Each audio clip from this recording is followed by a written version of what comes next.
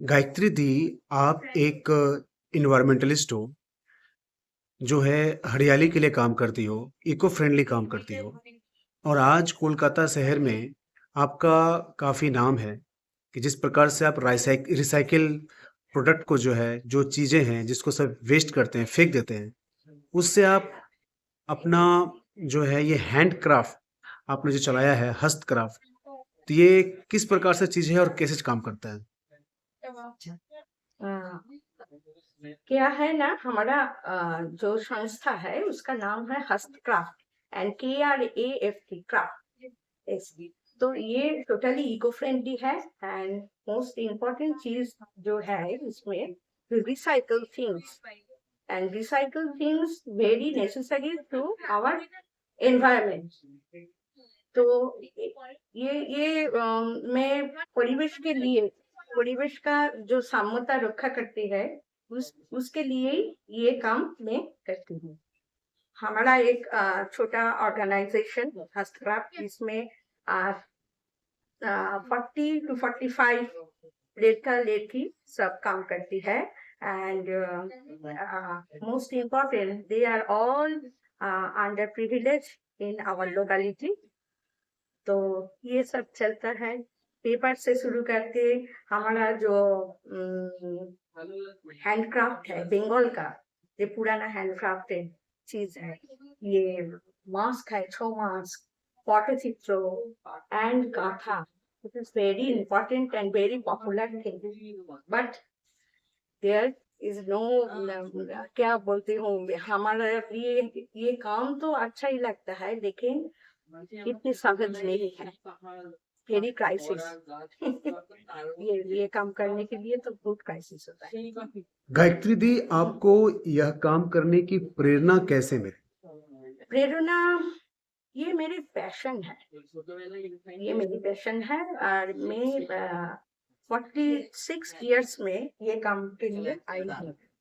तो मैंने सोचा हमारा जो लोकेलिटी में ये सब लड़का लड़की है उसको, उसमें तो ये सब है, चीज है, उसको जस्ट एक पुशअप इसलिए मैं काम के लिए आती हूँ। गायत्री दी, एक नॉर्मल हाउसवाइफ या फिर समाज सेविका जो होती है, वो बहुत सारा काम कर सकती थी, मगर आपने ये हैंडक्राफ्ट जो चीजें है, बंगाल का जो कल्चर है, वो आज 2025 में कहीं ना कहीं विलुप्त होता हुआ नजर आ रहा है। आज से 100 साल पहले, 50 साल पहले भी बात करें, तब भी बंगाली कल्चर, बंगाली आर्ट पूरे विश्व में अपना खुद का एक गुणगान गाता था। लेकिन आज कहीं ना कहीं ये कमता जा रहा है। लोग प्रॉफिट के लिए व्यवसाय बदल रहे हैं। आपने इसी व्यवसाय में या फिर इसी समाज सेवा में इतने दिनों तक कैसे सरवाइव किया? किस प्रकार की मुसीबतें आई आपको? क्या है ना, ये जो हैंडक्राफ्ट है ये पॉपुलर चीज नहीं है। আমি একটা ইকো ফ্রেন্ডলি জুট কা ফোল্ডার যা প্রাইস রাখবো, প্লাস্টিকের ফোল্ডারে সেটা একদম যদি 10 টাকা দাম হয় আমার জুট ফোল্ডারের, ভালো জুট ফোল্ডারের দাম হবে 350। তো মানুষকে চিন্তা করতে হবে, সোচ করতে হবে যে আমি কেন ইকো ফ্রেন্ডলি জিনিসটা আনবো, কিনবো। এই এই সমঝদারিটা যদি না থাকে তাহলে তো মানুষ কিনবে না। তারা সর্বদা সস্তা জিনিস কেনবার চেষ্টা করবে। তো সেই জন্য আমাদের এগুলো এত পপুলার হয় না। এগুলো যারা একটু অন্য ধরনের ভাবনা চিন্তা করেন, বিশেষ করে এনভায়রনমেন্ট নিয়ে যারা ভাবছেন, তারা কিন্তু আমাদের কাছ থেকে নেয় এবং সেটা খুবই কম পার্সেন্টেজ। हम सभी जानते हैं कि बंगाल जो है, कल्चर को हमेशा से प्रमोट करता आया है। यस। आर्ट को, माइक्रो आर्ट को हमेशा से प्रमोट करता आया हुआ है। आज के समय में राज्य सरकार किस प्रकार से आपकी सहायता करती है, या फिर आपको कैसा लगता है कि राज्य सरकार आपकी हेल्प कर सकती है? क्योंकि खुद का जो है, मतलब कि तृणमूल कांग्रेस का, मतलब कि पार्टी का जो खुद का जो है एक आयाम है, जिसमें वो मतलब कि क्राफ्ट वगैरह पे जो उनका मिनिस्ट्री भी है, तो इस मिनिस्ट्री से कोई हेल्प मिला है या फिर आप उम्मीद करती हो? এখানে আমি একটা কথা একটু বলে নিই, আমরা গভর্নমেন্ট আর পার্টিকে কখনো এক করবো না। এটা আমি বারবার করে বলি, রুলিং পার্টি गवर्नमेंट अवশ্যই रूलिंग पार्टी, किंतु আমি गवर्नमेंट जो होता है हमारा गवर्नमेंट होता है, लेकिन कोई पॉलिटिकल पार्टी के लिए मैं नहीं हूँ। गवर्नमेंट করেছে, হেল্প করেছে আমাদের, কিন্তু এত ছোট ছোট আর্টিজান বেঙ্গলে রয়েছেন, তাদেরকে নিয়ে কাজ করা সেটা সর্বদা পসিবল হয় না।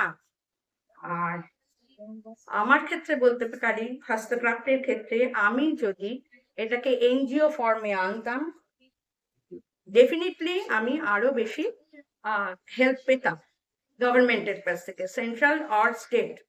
কিন্তু আমি সেটাতে যাইনি, অনেক কারণে যাইনি, সেটা পার্সোনাল প্রবলেম আমার। এইটাই ছিল। কিন্তু আমাদের অর্ডার আসে, গভর্নমেন্টের থেকেও অর্ডার আসে, এবং শুধু স্টেট গভর্নমেন্ট বলবো না, সেন্ট্রাল ইন্টারন্যাশনাল বিভিন্ন যে সংস্থা আছে সেগুলোর থেকেও, যেমন ইউনিসেফ থেকে আমাদের আসে, অর্ডার আসে। এইটাই। जिस प्रकार से गायत्री बनर्जी, जो कलकत्ता में एक विख्यात नाम है, वो सोसाइटी के लिए, समाज के लिए हैंडक्राफ्ट चीज़ें लाती है, बंगाल के आर्ट को पूरे इंटरनेशनल लेवल पे ले जा रही है। आपका खुद का भी एक ऑर्गेनाइजेशन है, ओपन ईयर इनिशिएटिव, जो खुद ट्री प्लांटेशन को ज़्यादा जोर देता है। तो आप दोनों एक साथ कैसे आए, ये जर्नी कैसा रहा? ओपन इनिशिएटिव मेरी जो संगठन है उसके साथ हम लोग पूरे साल तक पेड़ पौधा ये सब लगाने के हम लोग काम करते हैं। तो हम लोग पिछले 2 साल से हम लोग जो किशोरी है उन लोगों के साथ भी हम लोग जोड़ के फ्लो बोल के कैंपेन चला रहे। बेसिकली हम लोग जो स्लम एरिया है वहाँ पे विजिट करते हैं, क्योंकि वहाँ पे हेल्थ और हाइजीन का बच्चियों का बहुत प्रॉब्लम होता है।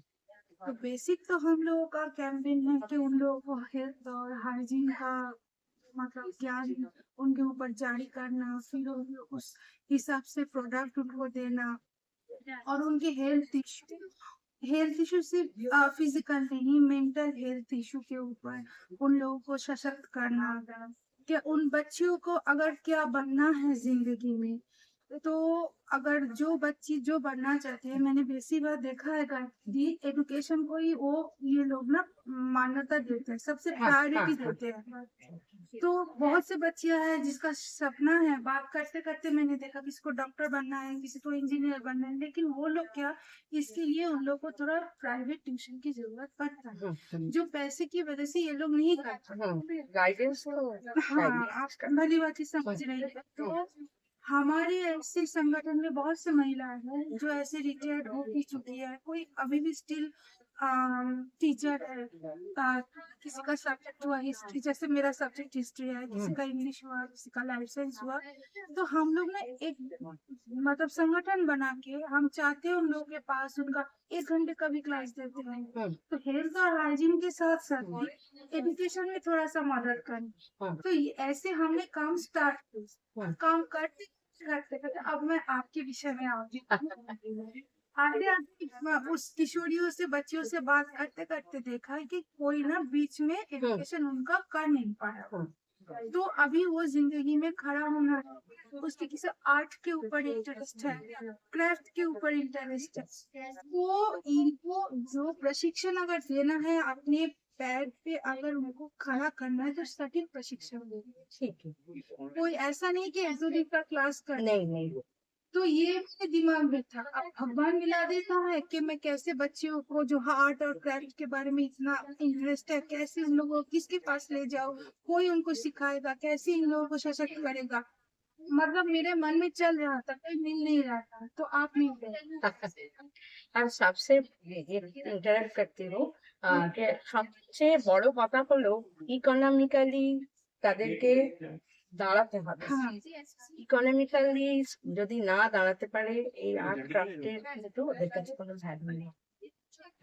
तो जैसे आपका जो सोच है और मेरी जो सोच है कि बच्चियों को अगर जो पढ़ाई के क्षेत्र में आगे जाती है उन लोगों के पास तो है, लेकिन जो पढ़ाई नहीं कर पाए बहुत से वजह होते हैं, तो उन लोगों को ऐसे क्राफ्ट में बहुत अच्छा पेंटिंग भी आती है, हाँ, तो उन लोगों को कैसे खड़ा करें। तो आपकी सोच और मेरी सोच मिल जाती है एक जगह में आके, और आप तो हर वक्त अब ऑलरेडी काम कर चुके हैं, कैसे ऐसे बच्चियों को, ऐसी महिलाओं को सिखा के सटीक प्रशिक्षण दे के उनको समाज में फिर से उनको खड़ा करना और इकोनॉमिकली उनके पास सशक्त हो। तो इसीलिए हम दोनों का मतलब सोच एक है। आप भी चाहती हो कि वो सशक्त हो जाए, अपने पैरों पे खड़ा हो, हम भी चाहते हैं कि वो सशक्त हो जाए। तो हम दोनों मिलके अभी जो प्रयास में उतरे हैं, तो सफलता मुझे पूरा मालूम है, मुझे पूरा यकीन है कि हम लोगों में सफलता आएगी जरूर। জরুর আগে আমাদের বাংলায় একটা কথা আছে, বিন্দু বিন্দু জল দিয়ে বাড়িতে বিন্দু বিন্দু জল দিয়ে সমুদ্র তৈরি হয়। তো আমরা ছোট ছোট অর্গানাইজেশন মিলে একটা বড় কিছু আই হোপ